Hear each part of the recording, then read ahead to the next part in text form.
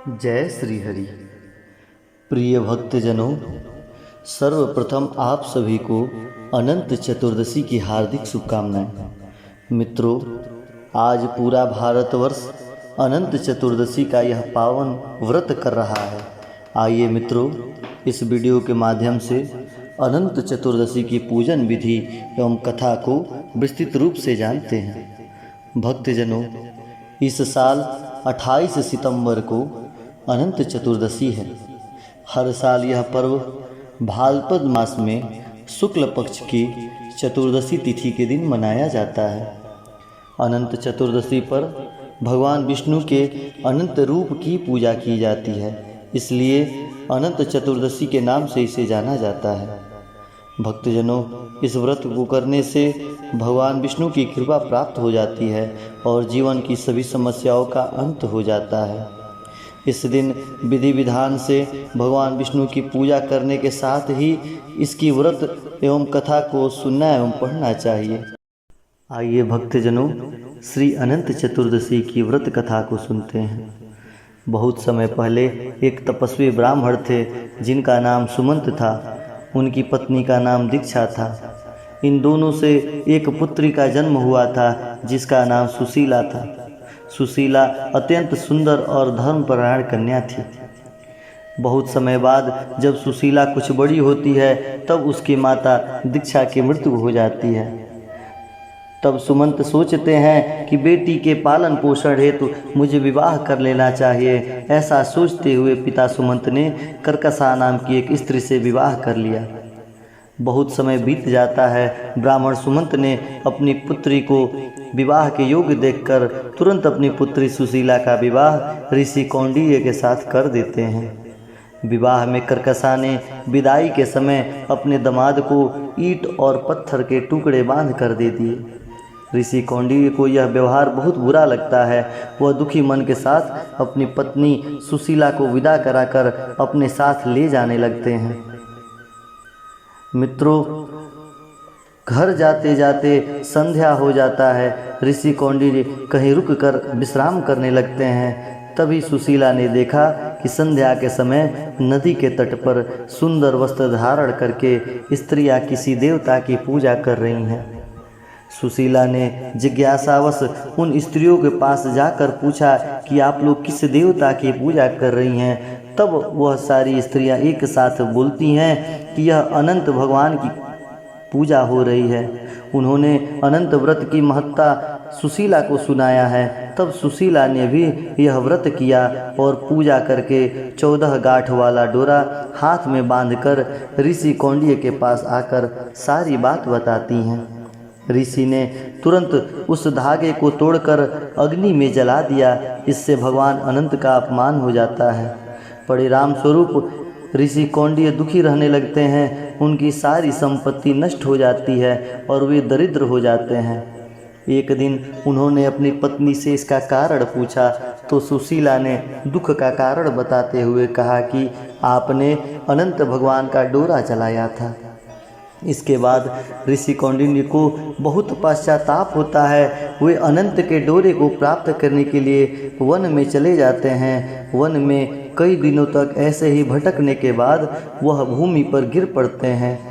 तब भगवान अनंत ने उन्हें दर्शन दिया और कहा कि तुमने मेरा अपमान किया है, जिसके कारण तुम्हें इतना कष्ट उठाना पड़ा, लेकिन अब तुमने पश्चाताप कर लिया है। मैं तुम पर प्रसन्न हो गया हूँ। तुम घर जाकर अनंत व्रत करो।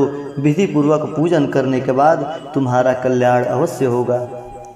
14 वर्ष तक व्रत करने से तुम्हारे सारे कष्ट दूर हो जाएंगे और तुम दोबारा संपन्न हो जाओगे। इस प्रकार ऋषि कौंडिन्य ने विधि पूर्वक व्रत किया और उन्हें सारे कष्टों से मुक्ति मिल जाती है। मित्रों, आज के इस कलियुग में जो मनुष्य अनंत भगवान की पूजा करता है, अनंत भगवान के व्रत कथा को सुनता है, उसका कल्याण अवश्य होता है। अनंत भगवान श्री सत्यनारायण भगवान जैसे श्री विष्णु के अवतार हैं और जो मनुष्य श्री विष्णु भगवान के सानिध्य में जाता है वह सब सुख भोग कर अंत में विष्णु लोक को जाता है। मेरे द्वारा बताया हुआ यह कथा का सार आपको कैसा लगा, अवश्य आप कमेंट करके बताएं। कथा को संपूर्ण पूर्ण करें विधि पूर्वक। आइए भक्तजनों जानते हैं कि अनंत चतुर्दशी की पूजन विधि क्या है। मित्रों, अनंत चतुर्दशी पर सुबह जल्दी उठकर स्नान इत्यादि कर्म करते हुए साफ कपड़ा पहन लें। इस दिन पीले वस्त्र पहनना अत्यंत शुभ माना जाता है, इसलिए पीला वस्त्र अवश्य धारण करें। फिर पूजा घर की साफ सफाई करके गंगा जल से शुद्ध करें। इसके बाद कलश स्थापित करके व्रत का संकल्प लें। एक चौकी पर लाल या पीले रंग का कपड़ा बिछाकर भगवान विष्णु की शेष नाग वाली प्रतिमा को स्थापित करें। भक्तजनों, भगवान को हल्दी और चंदन से तिलक लगाएं और फल फूल मिष्ठान नैवेद्य इत्यादि चढ़ाएं। साथ ही अनंत सूत्र भी चढ़ाएं। अनंत सूत्र की भी बड़ी अच्छे विधि से पूजा करी जाती है। इसी दिन तिल, घी, मेवा और खीर से हवन भी करना चाहिए। साथ ही साथ केले के वृक्ष की पूजा भी करनी चाहिए। साथ ही ब्राह्मण को दान दक्षिणा जरूर करें।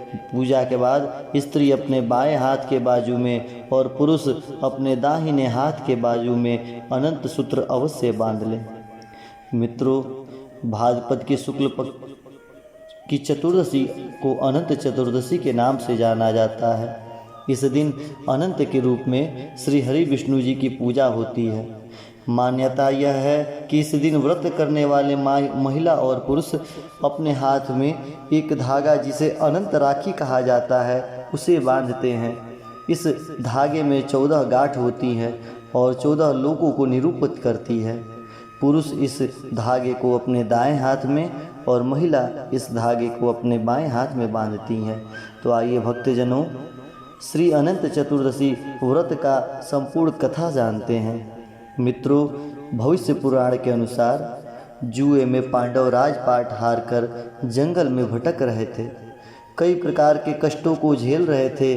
तब भगवान श्री कृष्ण ने उन्हें अनंत चतुर्दशी का व्रत करने की सलाह दिए थे और उसी व्रत के प्रभाव से पांडव सभी कष्टों से मुक्त होकर और बाद में महाभारत के युद्ध में विजय को प्राप्त किए। साथ ही साथ भक्तजनों, अनंत चतुर्दशी के ही दिन गणपति विसर्जन भी होता है, जो कि लगातार 10 दिन के गणेश उत्सव के बाद समापन दिवस माना जाता है। इसी दिन भगवान गणेश जी की प्रतिमा को जल में प्रवाहित भी किया जाता है।